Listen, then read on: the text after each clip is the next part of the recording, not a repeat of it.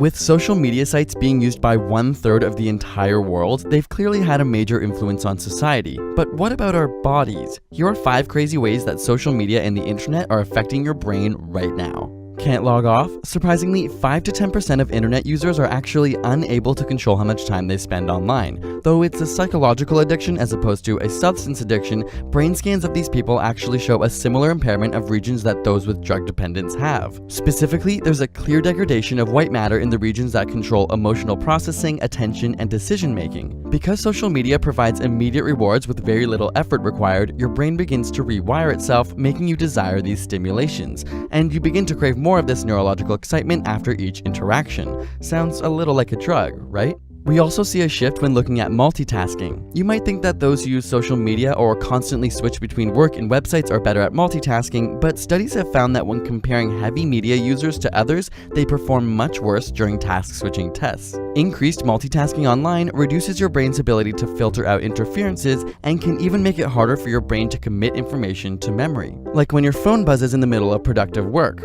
Or wait, did it even buzz? Phantom vibration syndrome is a relatively new psychological phenomenon where you think you felt your phone go off, but it didn't. In one study, 89% of test subjects said they experienced this at least once every 2 weeks.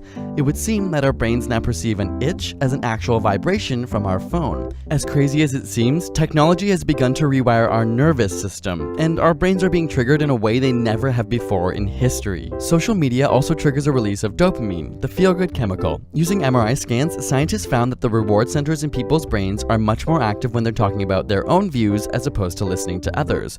Not so surprising, we all love talking about ourselves, right? But it turns out that while 30 to 40% of face-to-face conversations involve communicating our own experiences, around 80% of social media communication is self-involved.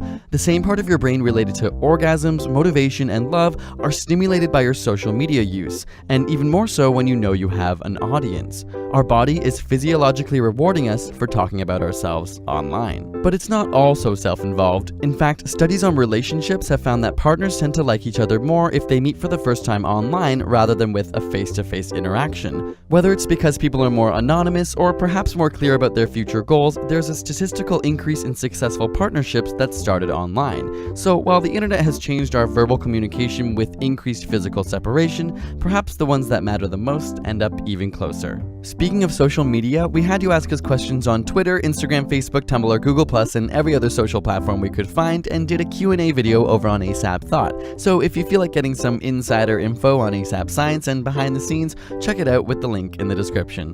Got a burning question you want answered? Ask it in the comments or on Facebook and Twitter. We also finally got a P.O. box for all of you amazing science lovers who have requested to send us mail or other stuff over the years. And we'd love to hear from all of you, so feel free to use the address on the screen or in the description box. And subscribe for more weekly science videos.